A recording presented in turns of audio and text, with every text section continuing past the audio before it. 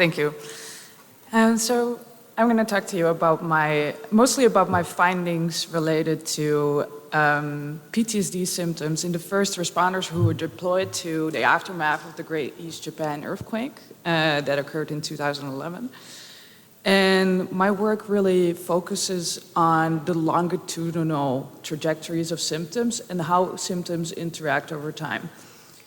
I'll first take you a little bit throughout my own trajectory here.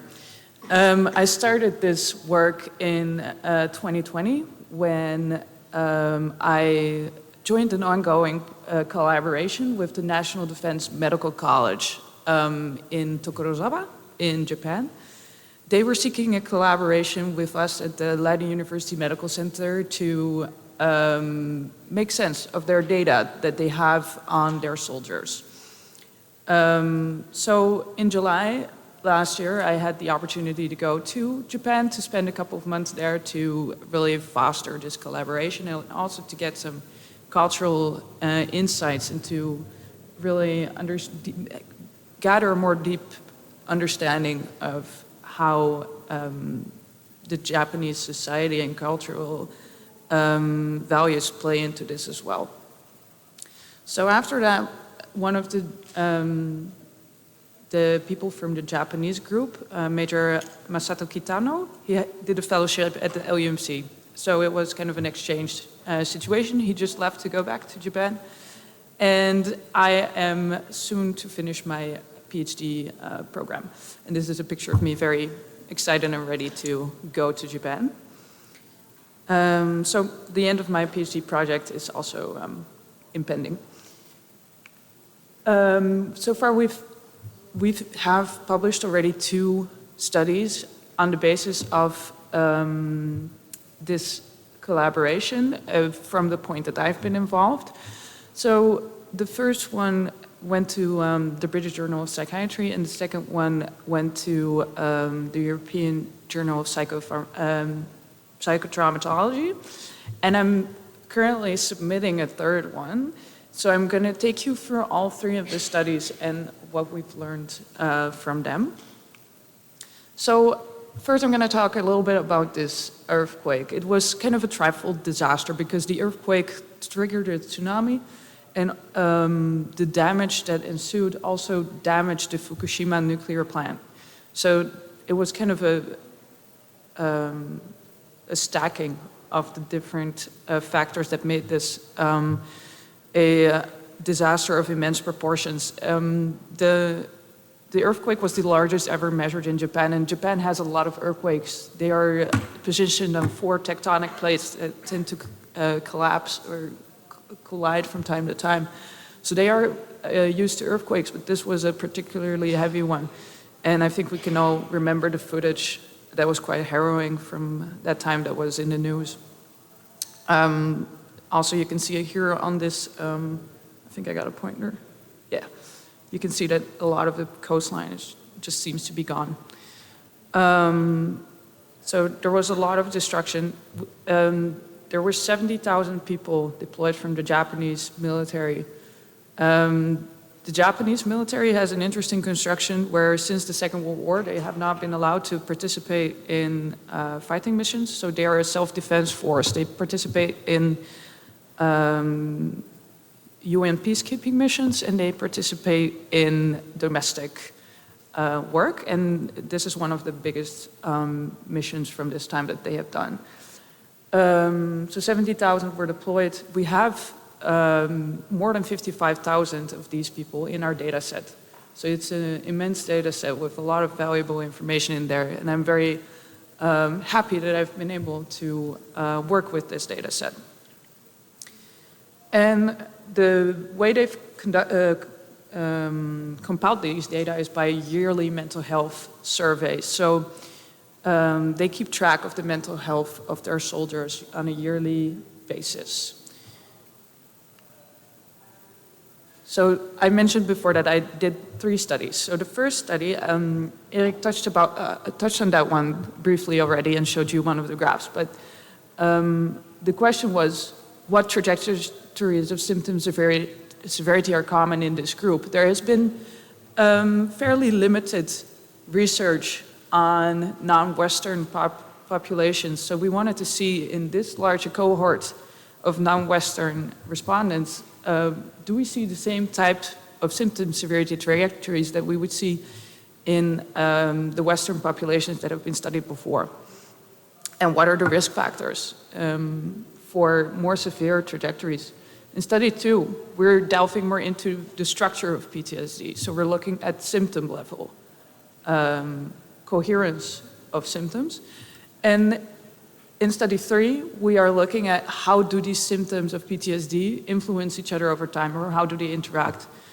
And we went back to the different trajectories that we identified in study 1, and we went to see if there is a difference in these groups in how symptoms interact over time. So Erik showed this graph already, but this is 5 common trajectories in this group of symptom severity. So we're looking at total scores and the impact of event scale revised here. The good news is that more than half of the group is resilient, so they never really develop any symptoms.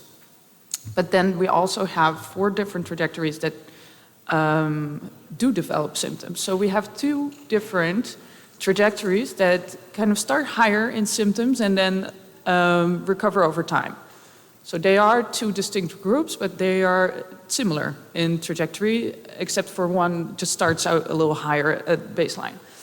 But then we have 2 groups that have a more adverse outcome. So we have a chronic group that just starts high in symptoms and they don't really recover over time. So they just keep having high symptom load. And then we have the late onset trajectory who start low in symptoms and then increase over time. And we looked at several risk factors, trying to figure out who develops symptoms and why.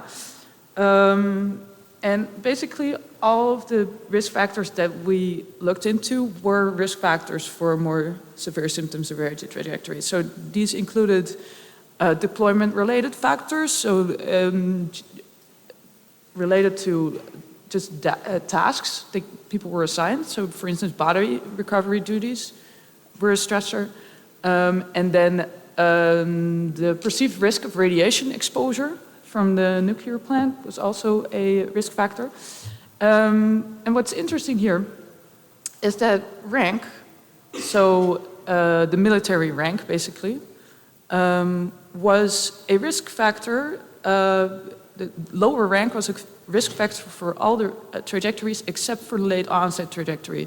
People who were higher in rank had a higher risk of first showing no symptoms and then developing symptoms later on.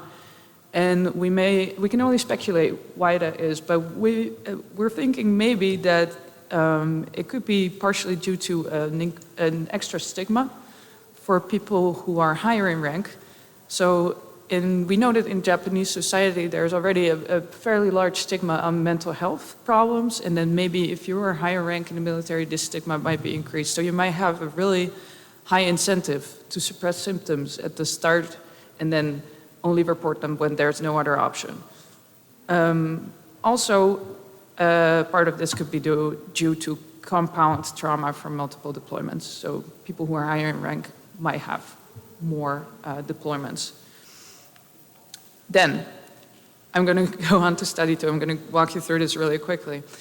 But I need to take you a little bit into the domain of network analysis for this one. So we're looking at what is the structure of PTSD symptoms, and I'm going to explain to you our way of thinking behind this. So what we're thinking is that usually we think about disorders in this type of model. So for instance, you have COVID, and that's why you have a cough, you have a fever, you have sneezing, and we have traditionally tended to think the same way about psychiatric disorders. So, for instance, you have depression, therefore you have insomnia, you are irritable, you have negative emotions. What we're trying to do here is look at mental disorders more in this type of way. So we're looking at the coherence between symptoms and how symptoms cause and exacerbate each other. So, for instance, in the case, this could be, for instance, insomnia, which could be causing loss of concentration, which could be causing worrying, which then could cause insomnia, and you've created a feedback loop where insomnia causes itself indirectly, and the whole system can maintain itself even in the absence of the original cause, which could be especially applicable to PTSD because, of course, it's a disorder that's triggered by an outside event, but then is maintained in the absence of this event.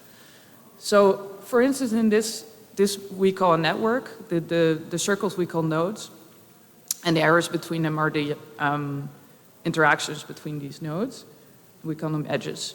But in this network, for instance, if we take out the insomnia piece, the whole network might collapse, as you can see, because this seems to have a really big impact on the other symptoms, which you can see by all the arrows that lead away from it. So I hope this is a clear explanation of our way of thinking about this. We've done this in the cohort of Japanese soldiers. We've selected only the people who score above clinical threshold for PTSD at some point during follow-up and who have more than 4 measurement points so that we can really chart the co-occurrence of symptoms in a significant amount of data points, and in people that have significant fluctuation in symptoms.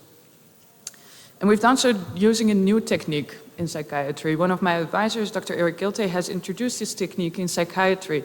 It comes really from auditory processing fields. And he has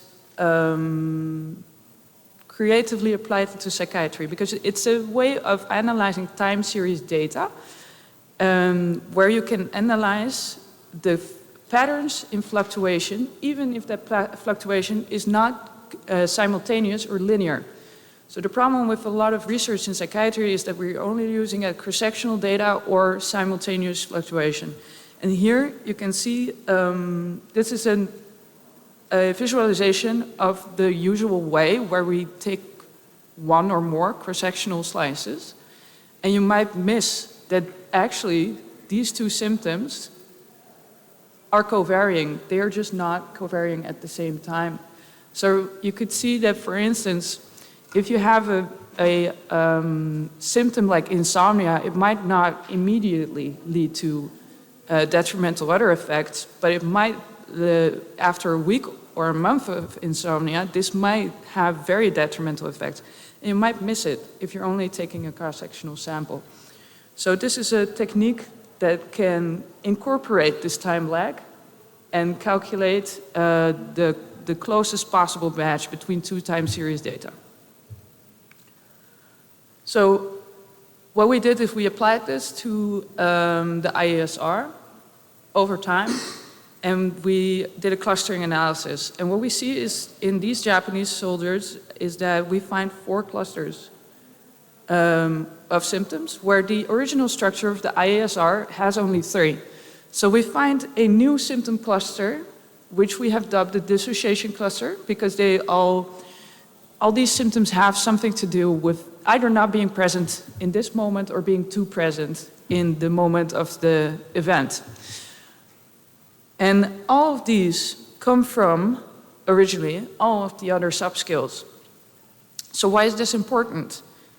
If we know that these symptoms belong together and tend to co-vary, and they would react particularly well or be particularly predicted by something, if they are spread out over the subskills, we will not be able to identify this as easily as when we have an accurate picture of how PTSD clusters in this group. So then we went to study 3, and we did more network stuff. So we looked at the 4 non-resilient groups, and that's because we're looking at patterns of fluctuation here, and the people in the resilient group just don't have a lot of fluctuation, so there's not a lot to model there. So we skipped those people, and we ended up with a sample of still more than 10,000 soldiers who are in the other 4 groups.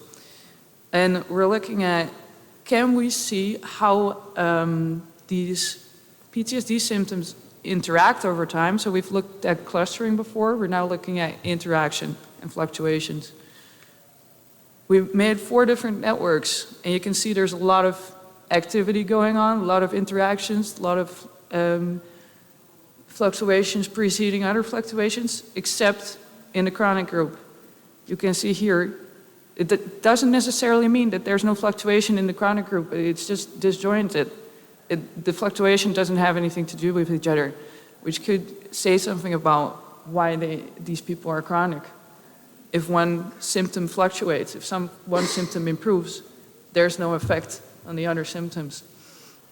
So you can see that here, these 2 networks are improving networks, and they look fairly similar. Actually, they're almost the same. And this is a network that is worsening, so the late onset group, increasing symptoms over time, and we see that they are different. So we see in these improving groups that all arrows point to, I think it's difficult to read, but what it says there's reminders, brought back feelings. This is emotional reactivity to trauma reminders, which we know is a rest symptom of PTSD, so this makes a lot of sense. If you're improving, this one is the last one to improve and to remain. So people keep getting reminded to their trauma long after other symptoms have gone.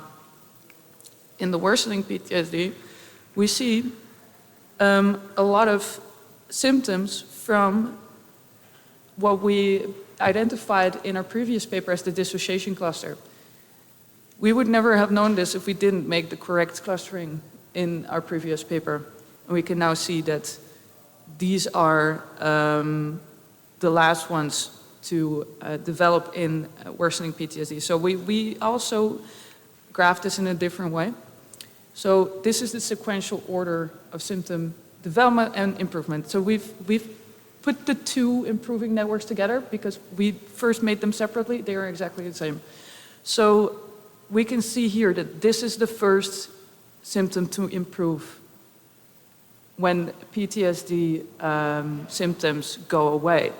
So flashbacks, the physical reactions to having dreams about the event, so the more dissociative symptoms, they go away first.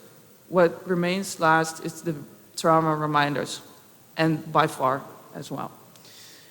And then in worsening PTSD, we see here that avoidance was in this group the first symptom to increase, and the fluctuations precede those in other symptoms.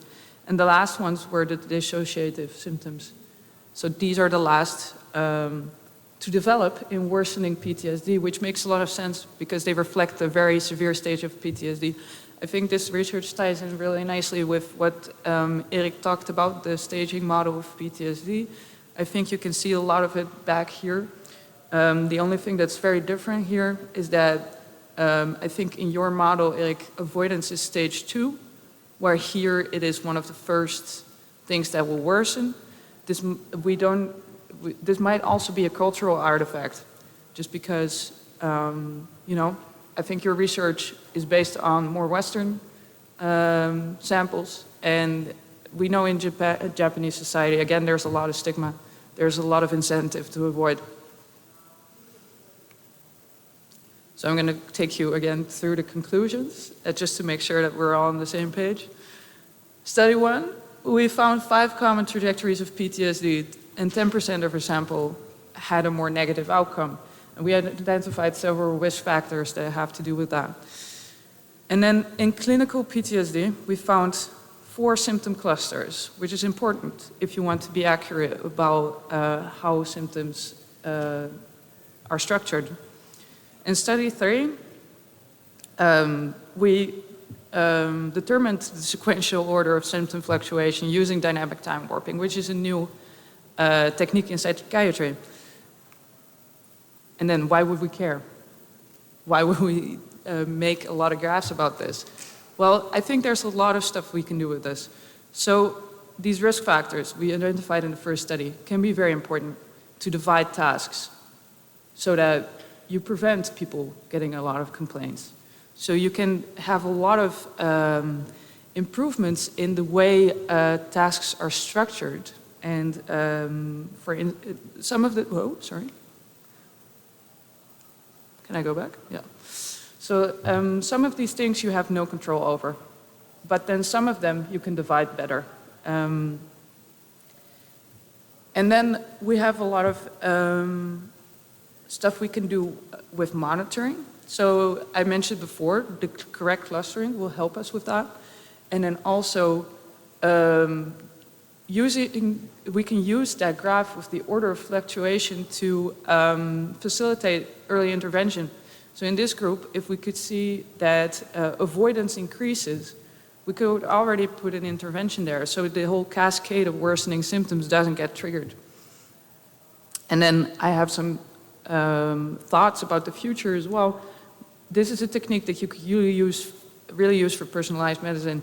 You can make a network that is based on one person, really chart this person's symptom interactions, and you're not limited to one specific questionnaire or diagnosis. You can make it as large as you want.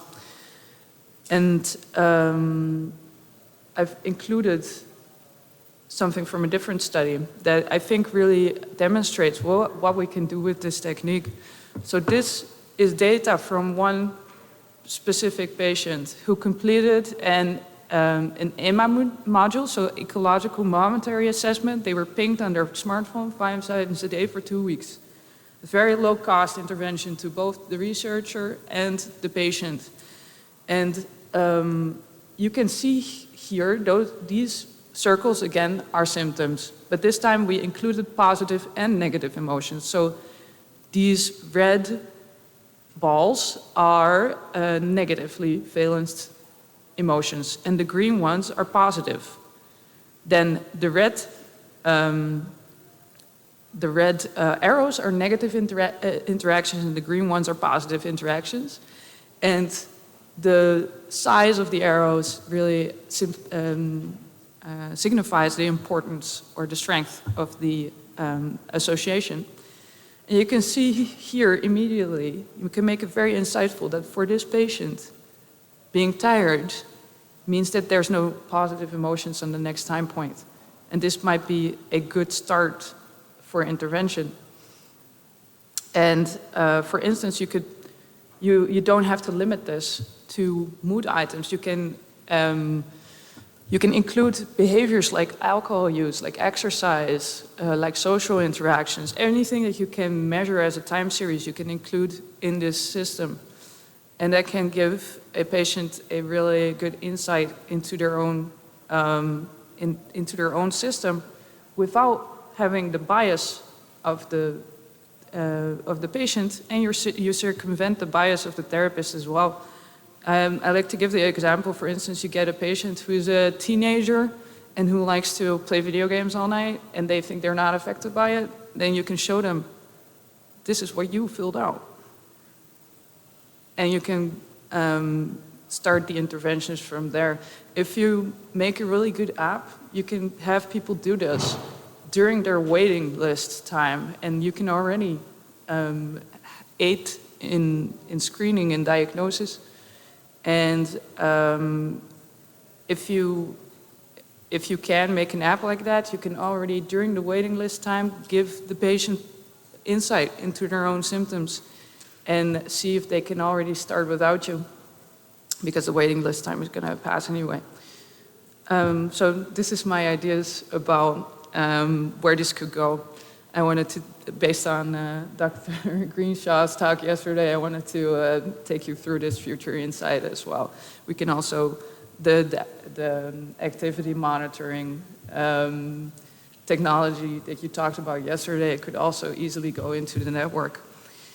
So thank you for listening. I want to thank the Japanese group and some people from Leiden University Medical Center as well for this collaboration.